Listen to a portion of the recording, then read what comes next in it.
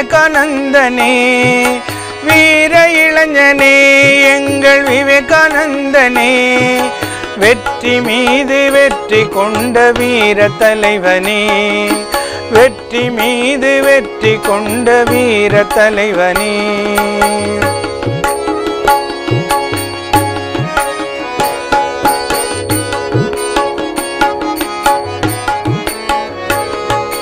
தூங்கி கிடந்த இந்தியாவை எழுப்பி விட்டவன், அங்கே துவண்டு கிடந்த தோள்களுக்கு வீரம் தந்தவன்.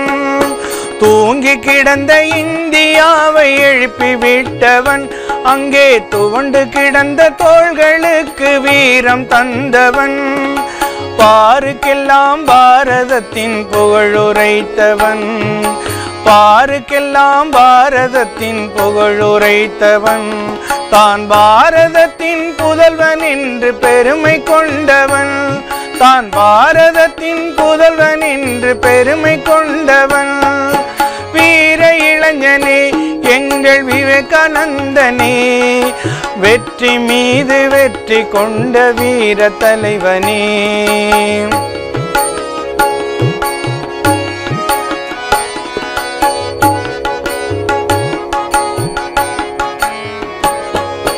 முற்றும் துறந்த முனிவனாக சுற்றி வந்த போதிலும் தன்னை பெற்ற நாட்டை காப்பதற்கு பாடுபட்டவன். முற்றும் துறந்த முனிவனாக சுற்றி வந்த போதிலும் தன்னை பெற்ற நாட்டை காப்பதற்கு பாடுபட்டவன். பேர்புகழின் சிகரமதில் நின்ற போதிலும், பேர்புகழின் சிகரமதில் நின்ற போதிலும் இறைவன் பேரருளின் பெருமை என்று தட்டி கழித்தவன், இறைவன் பேரருளின் பெருமை என்று தட்டி கழித்தவன். வீர இளைஞனே எங்கள் விவேகானந்தனே, வெற்றி மீது வெற்றி கொண்ட வீர தலைவனே.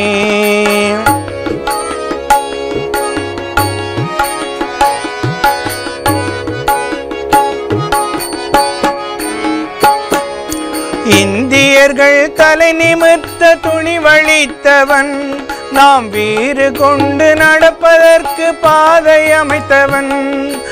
இந்தியர்கள் தலை நிமிர்த்த துணிவளித்தவன், நாம் வீறு கொண்டு நடப்பதற்கு பாதை அமைத்தவன்.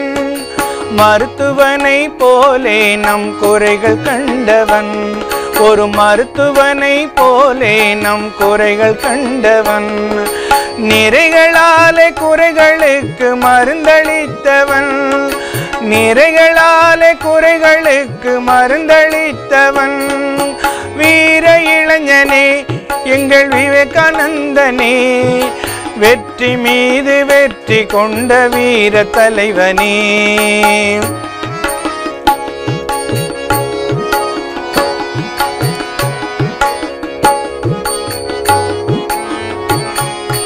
ஜீவனுக்குள் சிவனை காண கற்று தந்தவன், ஜீவசேவ சிவபூஜை என்றுரைத்தவன்.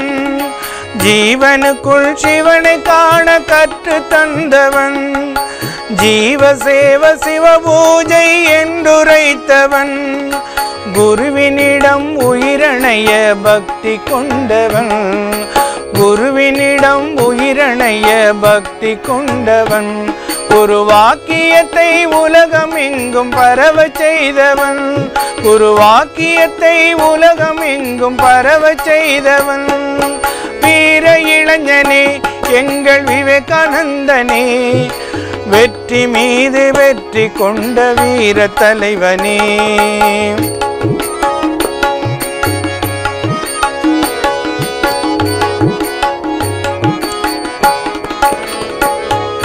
ராமகிருஷ்ண நாமத்திலே சங்கம் அமைத்தவன், அங்கே 4 வகை மக்களுக்கும் இடமளித்தவன்.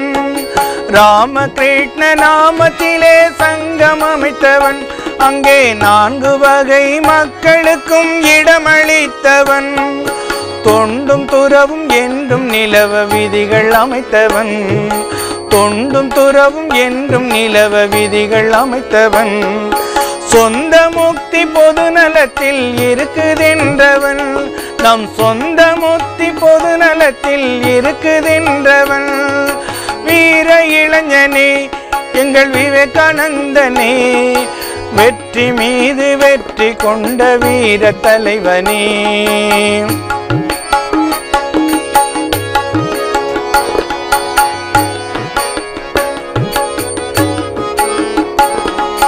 சர்வதேச சபைதனிலே மகுடம் வென்றவன், சர்வ தர்ம தத்துவத்தின் விளக்கம் தந்தவன். சர்வதேச சபைதனிலே மகுடம் வென்றவன், சர்வ தர்ம தத்துவத்தின் விளக்கம் தந்தவன். கர்மயோக முக்தி பாதை என்றுரைத்தவன், கர்மயோக முக்தி பாதை என்றுரைத்தவன். அந்த தர்ம பாதை தனிலே தன்னை பலி கொடுத்தவன், அந்த தர்ம பாதை தனிலே தன்னை பலி கொடுத்தவன். வீர இளைஞனே எங்கள் விவேகானந்தனே, வெற்றி மீது வெற்றி கொண்ட வீர தலைவனே. வீர இளைஞனே எங்கள் விவேகானந்தனே, வெற்றி மீது வெற்றி கொண்ட வீர தலைவனே.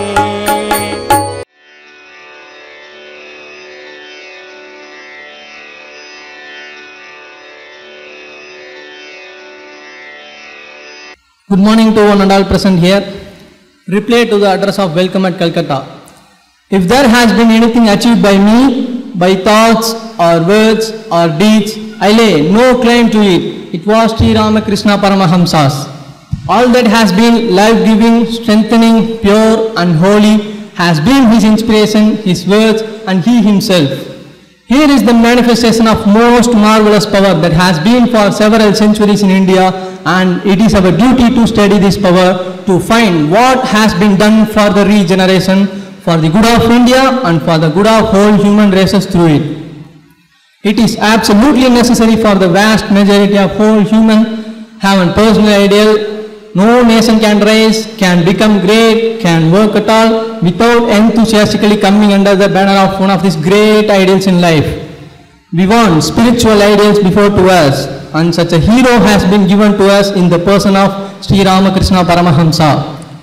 If this nation wants to rise, take my word for it, and it will have to rally round this name. It is a glory and a privilege that we are allowed to work at all under him. From this the idea expands. India must conquer the world, and nothing less than that is my ideal. It may astonish many of you, but it is so.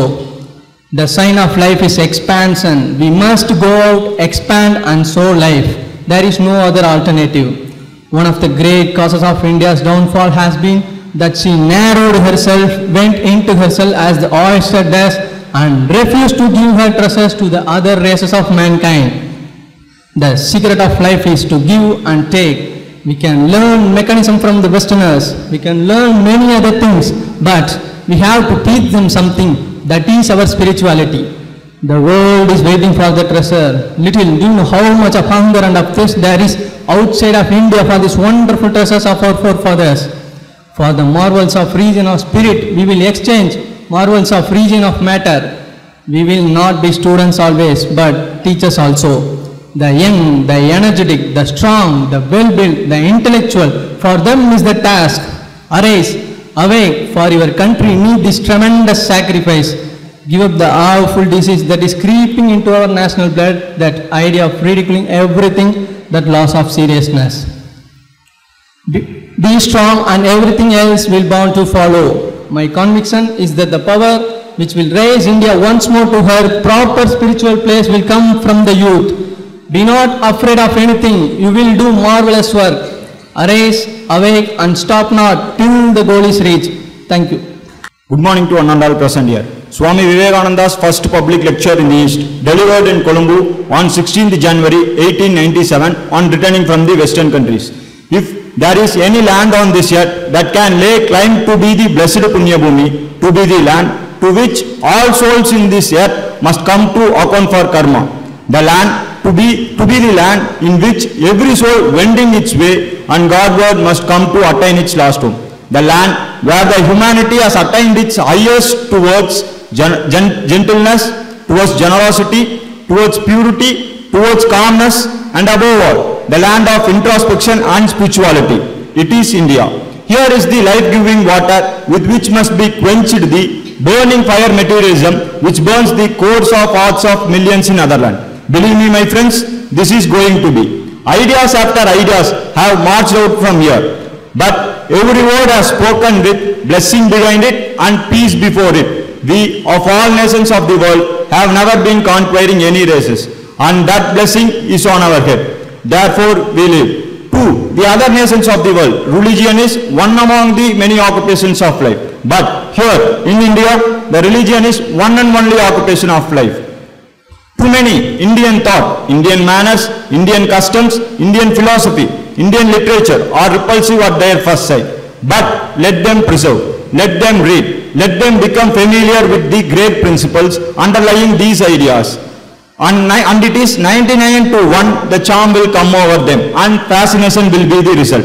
Slow and silent has been the work of calm, patient, all suffering spiritual race upon the world of thought. Once more, history is going to repeat itself when the religion in the West is only in the hands of ignorant and knowing ones will look down with scorn upon anything related to the religion. And here comes the fourth philosophy of India, which displays the highest religious aspiration of an Indian mind. Above all, what India has given to the world is Ekam Sat Vibhura Bahuda Vadanti. That which exists is one. Sages call it by various names. It is not that Shiva is superior to Vishnu, not that Vishnu is everything, Shiva is nothing, not that Christ is superior and Christ is superior to Shiva, or Shiva is superior to Christ, not that Shiva is superior and Christ and Allah are nothing. But it is the same one whom you call either Shiva or Vishnu or by 100 other names. The names are different, but they are same one. There are other and higher lessons that India can teach. The lesson of mildness, gentleness, forbearance, toleration, sympathy and brotherhood. Everyone may learn, whether man, woman or child, learned or unlearned. Without respect of caste, race, caste, creed. They call thee by various names, thou art one. Thank you. A very good afternoon to one and all present here. Swami Vivekananda's reply to the Madras address. Young men, to you I especially appeal. Brethren, we know to our shame that most of the real evils are only owing to us. We have been the cause of bringing many undeserved calumnies. But glory unto God. We have been fully awakened to it, and with His blessings, we will not only cleanse ourselves, but help the whole of India to attain the ideals preached in the religion eternal. If the room is dark, the constant feeling and repeating of darkness will not take it away, but bring in the light. Let us know that all that is negative, all that is destructive, all that is mere criticism is bound to pass away. It is the positive, the affirmative, the constructive that is immortal, that will remain forever. Not matter, but spirit. Bring in the light, the darkness will vanish of itself. Let us put the chemicals together, the crystallization will take its own course. Bring forth the power of the Spirit and pour it over the length and breadth of India, and all that is necessary will come by itself. Manifest the divinity within you, and everything will be harmoniously arranged around it. India will be raised not with the power of the flesh, but with the power of the Spirit, not with the flag of destruction, but with the flag of peace and love. Say not that you are weak. The Spirit is omnipotent. Young men, your country requires you. The world requires you. Remember, my countrymen, today the West is awakening to its wants, and the true self of man and spirit is the watchword of the advanced school of Western theologians. Let us wipe off fast that mark which nature always puts on the forehead of a slave, the stain of jealousy. Be jealous of none, be ready to lend a hand to every worker of good. Send a good thought for every being in the three worlds. This infinite power of the Spirit brought to bear upon matter evolves material development. Made to act upon thought evolves intellectuality, and made to act upon itself makes of man a god. Call up the divinity within you. No great work can be done without sacrifice. Lay down your comforts, your pleasures, your names, fame or position, even your lives, and make a bridge of human chains over which millions will cross this ocean of life. Bring all the forces of good together. Ours is to work, and the results will take care of themselves. One vision I see clear as light before me is that the ancient mother has awakened once more, sitting on a throne rejuvenated, more glorious than ever. Proclaim her to all the world with the voice of peace and benediction. Be and make. Let this be your motto. Thank you. உலக சகோதரத்துவத்தை தலைமை தாங்கி நடத்தி கொண்டிருக்கின்ற வித்யாலயத்தினுடைய செயலர் சுவாமி கிருஷ்ணானந்த மகாராஜ் அவர்களுக்கும் ஏனைய துறவி சான்றோர்களுக்கும் வித்யாலயத்தின் பல்வேறு நிறுவனத்தினுடைய தலைவர்களுக்கும் பேராசிரியர்கள், ஆசிரியர்கள், மாணவர்கள் உங்கள் அனைவருக்கும் என்னுடைய வணக்கத்தினை தெரிவித்துக் கொள்கிறேன். ஒரு சொற்பொழிவு 125 ஆண்டுகளை தாண்டி 130வது ஆண்டில் இந்த காலடித்து வைத்திருக்கிறது என்றால், சுவாமி விவேகானந்தர் சிகாகோவில் ஆற்றிய அந்த சொற்பொழிவு எத்தகைய ஒரு தாக்கத்தை மனித மனத்தில் ஏற்படுத்தி இருக்கும், பாரதத்தில் மட்டுமல்ல உலகம் முழுமைக்கும் அனைத்து மக்களினுடைய மனத்தில் எத்தகைய ஒரு தாக்கத்தை ஏற்படுத்தியிருக்கிறது என்பதை இதை கேட்கும்போதே நம்மளுக்கு தெரிஞ்சிருக்கும். இன்று மேடையில் பேசிய மாணவர்கள் வெறும் சிகாகோவில் சுவாமி விவேகானந்தர் ஆற்றிய சொற்பொழிவு மட்டுமல்ல, மேலை நாடுகளுக்கு சுவாமி விவேகானந்தர் சென்று வந்த பிறகு இந்தியாவில் ஆற்றிய சொற்பொழிவுகளினுடைய சாரத்தையும் மிக அழகாக எடுத்து கூறினார்கள். சுவாமி விவேகானந்தர் சிகாகோவுக்கு செல்வதற்கு முன்னால் தன்னுடைய சகோதர சீடர் சுவாமி துரியானந்தரிடம் கூறுகிறார், ஹரி, இந்த சர்வமத மகாசபை எனக்காகவே ஏற்படுத்தப்பட்டிருக்கிறது என்று நான் நினைக்கிறேன். அதுதான் நடந்தது.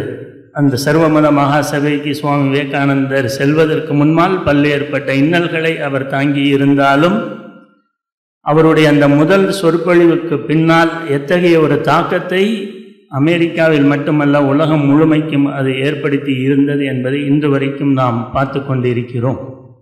சுவாமி விவேகானந்தர் சிகாகோவில் ஆற்றியது 6 சொற்பொழிவுகள். அதை ஒவ்வொன்றாக நான் உங்களுக்கு எடுத்து கூற விளைகிறேன். முதல் சொற்பொழிவு வரவேற்புக்கு பதில் உரை, செப்டம்பர் 11, 1893. இந்த சொற்பொழிவில் சுவாமி விவேகானந்தர் அமெரிக்க சகோதரர்களே என்று துவங்கி அனைத்து மதங்களுக்கும் தாய் மதத்தின் மூலமாக நன்றியை கூறி, பிற சமய கொள்கைகளை வெறுக்காது மதித்தல், அவற்றை எதிர்ப்பின்றி ஏற்றுக்கொள்ளுதல் ஆகிய 2 பண்புகளை இந்த உலகத்திற்கு போதித்த நாடு நம்முடைய இந்த பாரத நாடு. அதில் நான் பெருமை அடைகிறேன் என்று கூறியதோடு மட்டுமல்லாமல், மத காழ்ப்புணர்ச்சியின் காரணமாக பிற நாடுகளில் இருந்து வந்த மக்களை நாம் பரந்த மனதோடு ஏற்றுக்கொண்ட நாட்டை சேர்ந்தவன், அப்படிப்பட்ட நாட்டிலிருந்து நான் வந்திருக்கிறேன் என்று பெருமையாக கூறியதோடு மட்டுமல்லாமல், எல்லா மதங்களும் உண்மை, எல்லா மதங்களும் ஒரே இறைவனையே சென்றடைகின்றன என்று சொற்பொழிவில் கூட பேசும்பொழுது நாம் கேட்டோம். பாதைகள் வெவ்வேறாக இருந்தாலும் இறுதியில் அனைத்தும் ஒரே இறைவனையே அடைகின்றன என்று சிவமகிமா ஸ்தோத்திரத்தில் இருந்தும், யார் யார் எந்தெந்த வழிகளை என்னை வழிபடுகிறார்களோ அந்தந்த வழிகளை நான் அவர்களை ஆட்கொண்டு அவர்களுக்கு நம்பிக்கை ஊட்டுகிறேன் என்று ஸ்ரீமத் பகவத்கீதையில் இருந்து மேற்கோள்கள் காட்டி சுவாமி விவேகானந்தர் அந்த சொற்பொழிவை விளக்குகிறார். முதல் சொற்பொழிவு ஆற்றிய பிறகு அவர் மிகப்பெரிய ஒரு தாக்கத்தை அமெரிக்காவில் சுவாமி விவேகானந்தர் ஏற்படுத்தினார். அவருடைய வாழ்க்கையை நாம் ஆழ்ந்து படிக்கும்போது நம்மளுக்கு அது புரிய வரும். இரண்டாவது சொற்பொழிவு நாம் ஏன் ஒத்துப்போவது இல்லை என்ற சொற்பொழிவில் மனிதன் பரந்த மனப்பான்மை உடையவனாக இருக்க வேண்டும், சுருங்கி கொண்டு வாழ்க்கை விரிந்து கொண்டு போவதே வாழ்க்கை, சுருங்கி விடுவது மரணம் என்று சுவாமி விவேகானந்தர் கூறுவது உண்டு. அதற்கு தகுந்தால் போல் நாம் மனிதர்களாகிய நாம் இந்த உலகத்தில் அமைதியும் மகிழ்ச்சியும் அனுபவிக்க வேண்டும் என்றால் நாம் பரந்த மனம் உடையவர்களாக இருக்க வேண்டும் என்பதை கிணற்று தவளையினுடைய கதையை கூறி நமக்கு மிக அழுத்தம் திருத்தமாக எடுத்து வருகிறார். நான் ஒரு இந்து, நான் என்னுடைய சிறு கிணற்றில் இருந்து கொண்டு இந்த உலகமே அதுதான் என்று நினைக்கிறேன். கிறிஸ்துவன் தனது மதமாகிய சிறு கிணற்றுக்குள் இருந்து கொண்டு அதுவே இந்த உலகம் என்று நினைக்கிறான். அவ்வாறே முகமதியனும் தன் சிறு கிணற்றில் உட்கார்ந்து கொண்டு அதுதான் இந்த முழு உலகம் என்று நினைக்கிறான். நமது இந்த சிறிய உலகில் எல்லைகளை தகர்த்தெறிந்து மனிதனை மனிதனாக நாம் நேசிக்க கற்றுக்கொள்ளும் போதுதான் இந்த உலகத்தில் அமைதியும் மகிழ்ச்சியும் வரும் என்று ஆணித்தரமாக எடுத்து கூறுகிறார் சுவாமி விவேகானந்தர். அவருடைய 3வது சொற்பொழிவு இந்து மதத்தை பற்றி. இத்தகைய சொற்பொழிவை பற்றி சகோதரி நிவேதிதை கூறுகிறார். சுவாமி விவேகானந்தர் இந்து மதத்தை பேச ஆரம்பித்தார். அவர் பேசி முடித்த போது இந்து மதம் உருவாக்கப்பட்டிருந்தது என்று தன்னுடைய குறிப்பில் எழுதி செல்கிறார். இந்தியாவில் இருந்து சுவாமி விவேகானந்தர் கிளம்பும் பொழுது எந்த ஒரு மதத்தின் பிரதிநிதியாக அவர் செல்லவில்லை, எந்த ஒரு அமைப்பின் சார்பாக அவர் செல்லவில்லை. அமெரிக்காவில் சென்ற பிறகு அவருடைய அந்த திறமையை பார்த்து பேராசிரியர் ரைட் அவர்கள் சுவாமிஜியிடம் பேசி முடித்த பிறகு, சுவாமிஜி நீங்கள் இந்த அமெரிக்காவில் மிகப்பெரிய ஒரு தாக்கத்தை ஏற்படுத்த வேண்டும் என்றால் நீங்கள் சர்வமத மகாசபையில் கலந்து கொண்டே ஆக வேண்டும் என்று கூறுகிறார். அதற்கு அவர் கேட்கிறார், எனக்கு அதற்கான அந்த கடிதம் சான்றிதழ் என்னிடம் எதுவுமே இல்லை, எந்த அமைப்பின் சார்பாக நான் கலந்து கொள்ள முடியும் என்று கேட்கும் பொழுது அவர் கூறுகிறார், சுவாமிஜி உங்களுக்கு சான்றிதழ் கேட்பது என்பது கதிரவன் தன் ஒளிக்கிரணங்களை இந்த உலகத்தின் மீது பாய்ச்சுவதற்கு சான்றிதழ்கள் கேட்பதற்கு சமானம் என்று எடுத்து கூறுகிறார். அந்த அளவுக்கு சுவாமி விவேகானந்தரினுடைய அந்த ஞான பொக்கிஷத்தை செல்வத்தை அவர் அனுபவித்திருக்கிறார் என்று அந்த பேராசிரியர் கூறிய அந்த குறிப்பிலிருந்தே நாம் புரிந்து கொள்ளலாம். சனாதன மதம் என்று என்னுடைய பெருமையே அதுதான். அவருடைய வாழ்க்கையை எழுதிய ஆசிரியர் எழுதுகிறார், இதுதான் இந்து மதத்தினுடைய பெருமை, சனாதன மதத்தினுடைய பெருமை. எப்பொழுதெல்லாம் தர்மம் குலைந்து அதர்மம் தலை தூக்குகிறதோ அப்பொழுதெல்லாம் நான் மீண்டும் மீண்டும் இந்த தர்மத்தை நிலைநாட்டுவேன். சுவாமி விவேகானந்தரை இறைவனே இந்தியாவில் தேர்ந்தெடுத்து இந்து மதத்தின் பிரதிநிதியாக அனுப்பி வைத்தார் என்று கூறினால் அது மிகையாகாது. இந்து மத கோட்பாடுகளை பேச ஆரம்பித்த மட்டுமல்ல, இந்து மதத்தையும் இந்தியாவையும் மேலை நாட்டினர்கள் மட்டுமல்ல, கீழே நாட்டில் ஒரு சில தேசத்தவர்களும் எப்படியெல்லாம் நினைத்து கொண்டிருந்தார்கள். இந்திய தேசத்தை ஆகிய நாம் கல்லையும் மண்ணையும் வழிபடுபவர்கள், உருவ வழிபாடு செய்பவர்கள், தேருக்கு அடியில் தலைகளை இட்டு தங்களை மாய்த்து கொள்பவர்கள், காட்டு மிராண்டிகள் என்று நினைத்து கொண்டிருந்த மேலை நாட்டினர்கள் மத்தியில் நாங்கள் அப்படிப்பட்டவர்கள் அல்ல. அழியாத பேரின்பத்தின் பங்குதாரர்களே, இத்தகைய வார்த்தையை கொண்டு உங்களை அழைப்பதற்கு எனக்கு அனுமதி தாருங்கள். மண்ணுலகின் தெய்வங்களே, நீங்களா பாவிகள்? அப்படி மனிதனை அழைப்பதுதான் பாவம். இது மனித இனத்தின் மீதே நாம் கூறுகின்ற மிகப்பெரிய ஒரு களங்கம். நாம் அழியாத பேரின்பத்தின் பங்குதாரர்கள், பரிபூர்ணமும் பூர்ணத்துவமும் வாய்ந்தவர்கள், அழிவற்றவர்கள் என்று அவர் கூறிய போது நம் நாட்டின் மீதும் தேசத்தின் மீதும் மேலை நாட்டினருக்கு இருந்த மத சம்பந்தப்பட்ட கருத்துக்களை தலையீழாக புரட்டி போட்டவர் சுவாமி விவேகானந்தர். நாம் அழிவற்ற சமுதாயத்தை சேர்ந்தவர்கள் என்று நம்முடைய கொள்கை ஆன்மீகத்தை அடிப்படையாக கொண்டது என்பதை அவர் கூறுகிறார். அவர் நினைத்த சமயம் எப்படிப்பட்டதாக சுவாமி விவேகானந்தர் எப்படிப்பட்ட சமயம் இந்த தேசத்தில் இந்த உலகத்தில் இருக்க வேண்டும் என்று அந்த சொற்பொழிவில் கூறும்பொழுது கூறுகிறார், உலகம் அனைத்திற்கும் சமயம் என்று ஒன்று இருக்க வேண்டுமானால் அது இடத்தாலும் காலத்தாலும் எல்லைப்படுத்தப்படாததாக இருக்க வேண்டும். தான் போதிக்கின்ற தெய்வத்தை போல் அச்சமயம் எல்லையற்றதாக இருக்க வேண்டும். எவ்வாறு கதிரவன் ஏற்றதாழ்வு இல்லாமல் இந்த உலகத்திற்கு வெளிச்சத்தை தந்து கொண்டிருக்கிறானோ, ஒளிக்கிரணங்களை தந்து கொண்டிருக்கிறானோ, அதே போன்று அனைவரையும் ஒருங்கிணைக்கக்கூடிய ஒரு மதமாக, ஒரு சமயமாக அது இருக்க வேண்டும் என்று இந்த இந்து மத சொற்பொழிவில் சுவாமி விவேகானந்தர் கூறுகிறார். 4வது சொற்பொழிவு, இந்தியாவின் தேவை மதம், இந்தியாவின் அவசர தேவை அல்ல. இந்தியா ஒரு ஆன்மீக பூமி என்பதை சுவாமி விவேகானந்தர் இந்த சொற்பொழிவின் மூலம் நிரூபிக்கிறார். தத்துவங்களை பொறுத்தவரை, ஆளுமையை பொறுத்தவரை இங்கிலாந்து எங்களுக்கு கற்றுக் கொடுக்கலாம், தொழில்நுட்பத்தையும் விஞ்ஞானத்தையும் அமெரிக்கர்கள் எங்களுக்கு கற்றுக் கொடுக்கலாம், நாங்கள் அவர்கள் கீழிருந்து நாங்கள் கற்றுக்கொள்வதற்கு நாங்கள் தயாராக இருக்கிறோம். ஆனால் ஆன்மீகத்தை பொறுத்தவரை இந்தியாவே என்றும் ஆன்மீக குருவாக இருக்கும் என்று சுவாமி விவேகானந்தர் அழுத்தம் திருத்தமாக கூறுகிறார். இந்தியாவிற்கு ஆன்மீகத்தை போதிக்க வேண்டிய அவசியமில்லை. எங்களுடைய அவசர தேவை இப்பொழுது உணவு. நாங்கள் வேண்டுவதோ உணவு, ஆனால் நீங்கள் கொடுப்பதோ கல். எனவே சமய பிரச்சாரம் செய்வதற்கு மேலை நாட்டிலிருந்து எங்கள் நாட்டிற்கு நீங்கள் யாரையும் அனுப்ப வேண்டிய அவசியம் கிடையாது. இந்தியா ஏற்கனவே ஆன்மீக பூமி என்பதை சுவாமி விவேகானந்தர் இந்த சொற்பொழிவில் அழுத்தம் திருத்தமாக எடுத்து கூறுகிறார். அடுத்ததாக சுவாமி விவேகானந்தர் விருப்பப்பட்டு கூறிய கருத்து புத்த சமயம் இந்து மதத்தினுடைய நிறைவு. இது அவர் கூறிய 5வது சொற்பொழிவு. சுவாமி விவேகானந்தர் புத்தரின் மீதும் புத்த மத கொள்கையின் மீதும் ஆழ்ந்த ஈடுபாடு உடையவர், புத்தரின் மீது அளவற்ற பக்தி உடையவர்.